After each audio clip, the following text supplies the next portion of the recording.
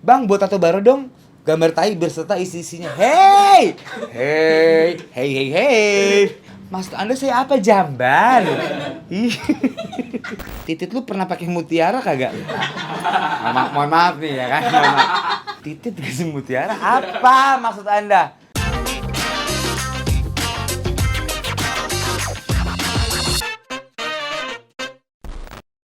Halo. Halo. Halo. Kita tuh lagi bingung untuk menyapa penonton gimana. Jadi saya cuma bilang, "Halo. Kita ada konten baru." Jadi kita barusan membuat konsep gimana kalau Q&A dadakan ya. Oke. Gue tadi bikin 20 pertanyaan terabsurd. Jadi yang gue jawab yang absurd aja. Yang gak absurd yang gak gue jawab. Terus habisan bahannya. biar lama aja durasinya, ngerti nggak? Padahal nggak ada orang, pernah ada orang. Lo ngerti nggak? Oke, ada pertanyaan aneh banget. Oke, Nat, kalau lu dugem di kota datang jam 12 malam, pulang jam 12 siang itu ngapain sih? Makan nasi padang, Bu. Makan nasi padang atau pecel lele, ya kan? Jam 12 malam datang, jam 12 siang pulang. Ngapain ya? Ih, takut ah. Ini BNN nggak? Next. Bang, kalau ada nonton film nih, ada nyamuk, Mak, ada nyamuk. Oh, tai lalat, iya, emang gue tai ya. Bang, kalau kejidan, hey. Bang, kalau ada, lu diem, kan gak ada orang ya, oke. Bang, kalau ada nonton film nih, yang bikin Gundala juga, kira-kira Bang Arnold bersedia gak ya? Gila, ini yang mana? Kayaknya bini gue deh.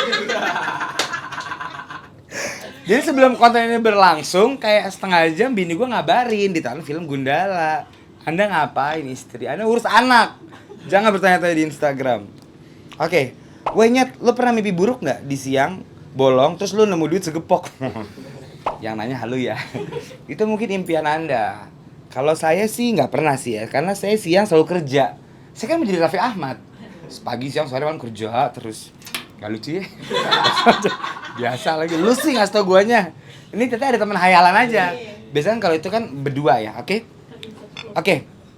First impression Kak Onat kenal sama Kak Vindas sama Hesti dan Enzi. Oke, ini serius dikit kali ya. Gue sebenarnya harus berterima kasih sih, karena sebelumnya gue tuh ya biasa aja gitu ya.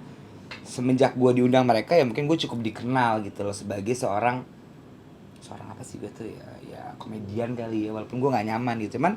Cuma semenjak gue kenal dia sih, menurut gue ya gue menambah wawasan baru aja sih. Gue baru tahu kalau ada manusia seaneh itu gitu loh. Dan gue satu frekuensi aja sih. Jadi pertanyaan ini gue jawab serius nih. Jadi kalau nggak lucu nggak apa-apa, karena kan nggak harus lucu, kan real acaranya, oke? Nah, Bang, lu kalau gue segi duluan depan apa belakang? Kata owner deal motor, gue lewatin. Nat, Nat, lu sehari sehari berapa kali sih, Nat? Ih, bencong mau tahu aja. Enggak, dari bahasa ngenti, Mak. Hah? Bencong, tanya lu ya. Nyet, kalau LDRan Jawa Timur sama Jawa Barat enaknya ketemu di mana ya? Di Depok. Ntar, satu Jawa Timur, satu Jawa Barat. Mohon maaf, saya kurang tahu. Ya, satu Jawa Timur, satu Jawa Barat. Enaknya LDR ketemu di mana? Nggak bisa dijawab. Gak lucu lagi, Nyet. Gak lucu lagi. Gak apa-apa. Emang real kita. Oke. Nat, mau tahu dong pertama kali nge-seks di mana? Boyke kali ah. Pertama kali nge-seks di mana? Ini dewasa sekali kontennya. Kebetulan duitnya dulu 25.000 ya. Jadi sewa hotelnya paling ya di mobil sih lebih tepat ya. Oke, jadi saya punya pengalaman. Dulu saya punya mantan dan saya itu bercumbu. Nge-seks kayak agak jorok ya. Kalau orang kampung nge-seks pakai nge-seks. Lo nge-seks di mana lo nge-seks? Ya kan kalau ngomong Nat lo manggung ya, lo ngesau di mana ngesau, padahal nge-show. Lo nggak lucu, kurang lucu Anda. Pertama kali ngesek di mana ya? Di mobil sih. Standar anak SMA kan pasti duitnya dari orang tua ya. Jadi saya dulu pernah bercumbu di mobil. Akhirnya saya ditangkap karena saya buka celana. Saya pintanya Pak Polisi, emang salah ya buka celana di mobil? Anda nggak boleh gitu Pak Polisi. Anda nggak pernah muda, nggak lucu lagi. Lewatin. Oke, Kak. Suka celana dalam warna apa sih? Ini nanya bencong-bencong ya. Udin. Ini cuman gimmick lagi. Celana dalam gue tuh kebanyakan hitam sama putih sih. Saya tuh suka banget warna monokrom gitu loh. Sebenarnya gak usah serius sih ya. Anda pertanyaannya juga bangsat. Celana dalam warna apa? Anda siapa nih celana dalam saya? Oke, Kak, kebiasaan sebelum manggung ngapain sih, Kak? Oke. Gua itu sebelum manggung pasti ketemu sama teman-teman gua, band gue gitu loh. Kebetulan di band gua itu semuanya jago-jago. Gua doang yang sangat tidak jago, tapi gue entertain. Jadi kebiasaan gue sebelum manggung paling unik adalah gue tuh memainkan gimmick. Pertama, selalu harus ada auto tune karena saya falas. Kedua, backup vokal saya namanya Rudy, bagus banget suaranya. Tapi tetap saya lebih terkenal dari Anda. Lalatnya kenapa ya, Mbak? Lalat. Oke, jadi kebiasaan sebelum manggung saya sih kebanyakan saya lebih ke briefing. Kita kira-kira di panggung ngapain ya? Oh ya, ini kan agak musisi ya, jadi saya harus menjadi musisi. Kebiasaan sebelum manggung tuh, jadi kru gue harus ngecek autotune aman apa enggak, ear monitor aman sama apa enggak, keyboardis saya datang apa enggak, karena yang suara bagus sebenarnya dia. Karena saya kalau di panggung hanya melawak dan ngejokes gitu loh. Itulah kelebihan saya. Karena suara saya jelek gitu ya. Nah, titit lu pernah pakai mutiara kagak? Mohon maaf nih ya kan. Mohon maaf. Kayak komedi. Mohon maaf. Ntar lu di titit kasih mutiara. Apa maksud Anda? Saya nggak pernah masuk penjara. Kebetulan yang kebiasaan masuk penjara. Oke. Saya punya teman pernah masuk penjara.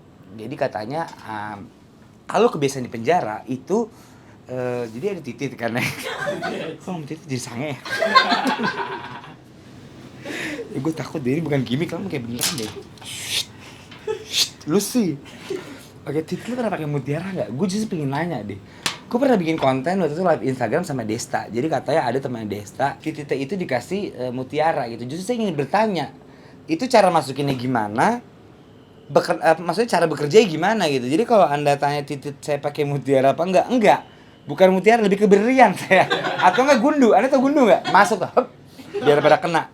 Oke. Buah apa yang warnanya kuning, dalamnya pisang? Sebentar, saya telah dulu ya.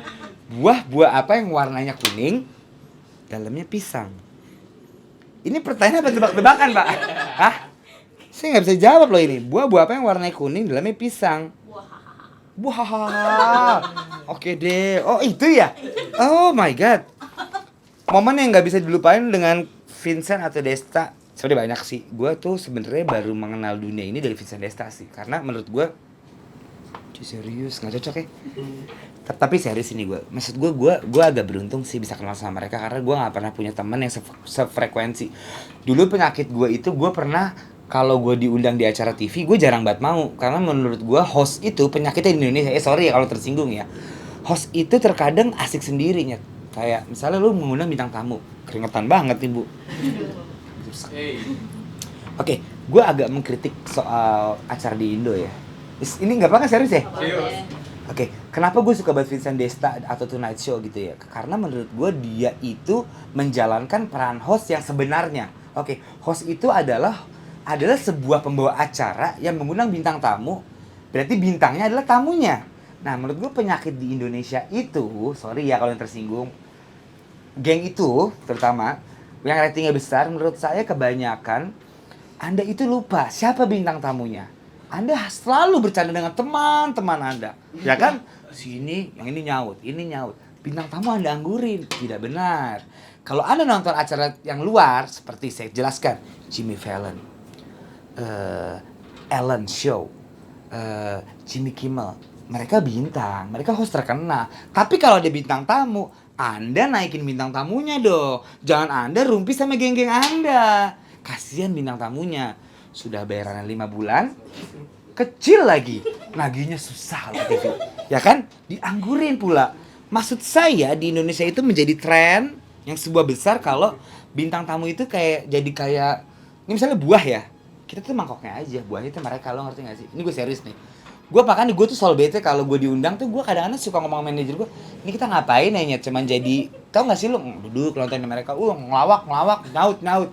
Kasian bintang tamunya. Kalau menurut saya sih harus ada yang berubah ya. Cuman ya kalau di Mira itu ya nggak apa-apa, saya aja bikin YouTube.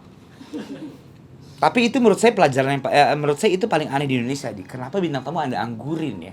Coba Anda belajar dari acara luar negeri deh. Host bekerja sebagai host gitu loh. Jadi mereka harus mengangkat bintang tamu. Namanya sudah bintang tamu lagi. Jadi harusnya Anda mengangkat bintangnya, bukan Anda dan geng Anda. Keren ya? Jadi orang tadi banci pintar lagi gitu loh ya kan? Itu yang mau saya angkat. Oke. Bang, orang suka coli nggak? Pasti bencong yang nanya. Bencong udah, jangan bencong semua dong. Enggak lah, maksud gue udah punya istri, kan ada istri, masa masih dicoliin. Bang, bakal balik lagi nggak sama Killing Me Inside? Oh, serius lagi yuk, nggak apa ya? Maksudnya awalnya kan udah bercanda gitu ya. Ada ya host nanya sama bintang sama kru-krunya gitu ya. Oke. Nah, sebenarnya sih nggak bakal ya. Karena menurut gue ternyata setelah umur lu bertambah, lu mempunyai perbedaan selera musik. Jadi setelah gue dewasa, karena umur gue 29 mau ke 30. Jadi gue merasa selera musik gue juga beda, dan gue punya band baru namanya Lyong, dan menurut gue itulah jati diri gue gitu loh. Jadi kalau masih berharap Killing Me akan reuni, ya gue punya project Killing Me reunian, itu pun hanya reuni karena ada namanya Sansa, dia itu Piwi Gaskin, ada namanya Raka, dia itu di Viera gitu. Jadi kalau mengharapkan reunian, lu jangan terlalu berharap deh. Pertama gue sibuk banget, lu tau gue dong, I'm an actor, I'm an host, I'm a YouTuber, I'm an everything. Ya kan? Jadi maksud gue, lu jangan terlalu berharap. Gue gak ingin ngasih lo terlalu harapan, wah kapan nih bang bikin lagu lagi.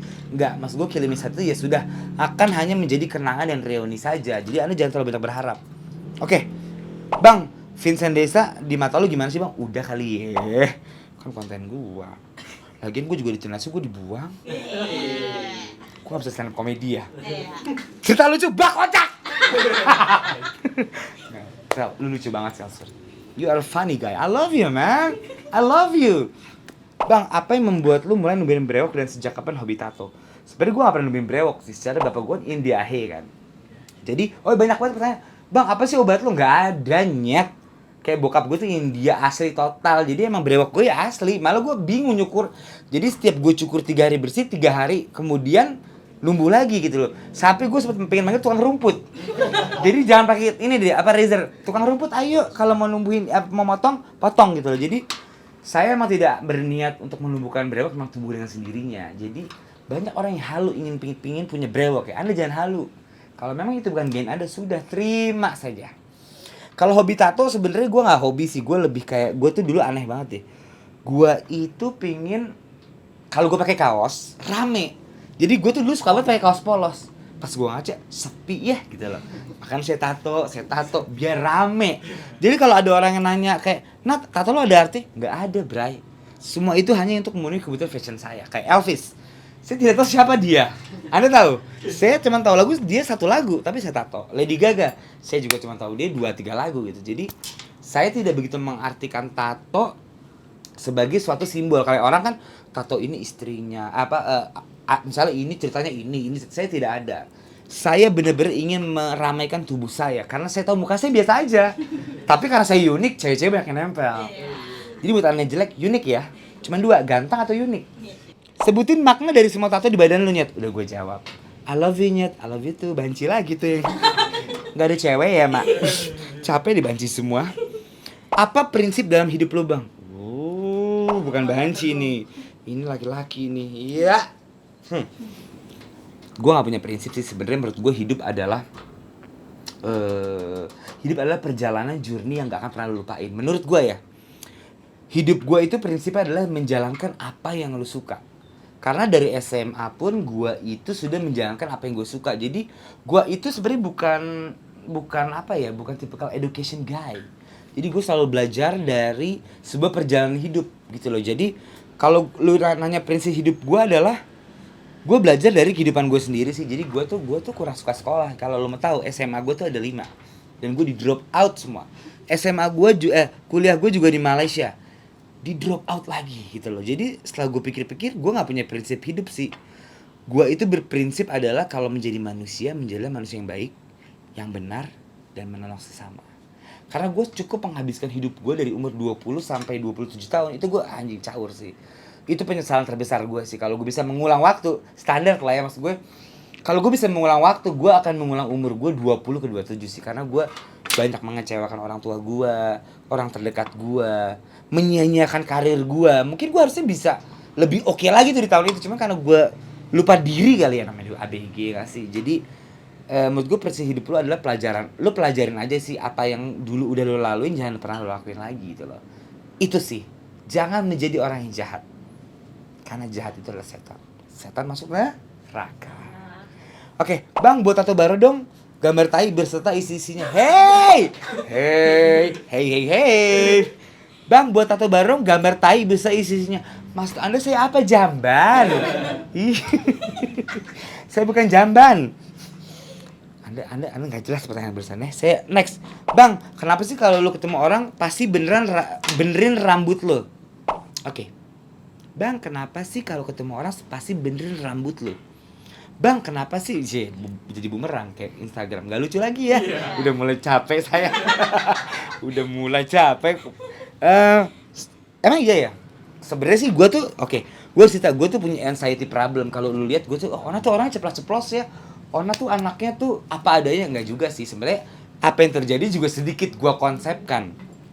Cuman kenapa gue benerin rambut gue? Karena beberapa cowok ingin sekali rambutnya seperti saya gitu loh. Jadi saya merasa itu adalah bagian dari anxiety problem saya. Sebenarnya saya bukan bener rambut sih. Kalau saya bisa benerin jembut yang saya benerin. Nat, lu kan ngondek nih. Oh iya, laki. Laki ya? Nat, lu kan ngondek nih. Berarti lu pernah suka pacaran sama cowok gak sih? Lu pernah cipokan gak? Hey. Ciluk ba. Enggak. Lu sebenarnya mendefinisikan arti ngondek lu salah sih. Gue bukan ngondek sih. Gue menjadi diri saya sendiri. Anda lihat cowok-cowok yang beneran ngondek, dia tidak ngondek.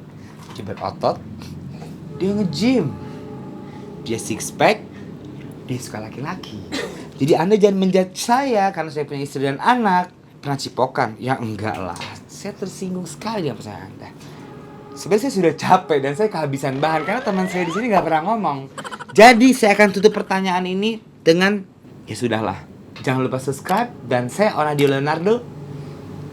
Welcome to my channel.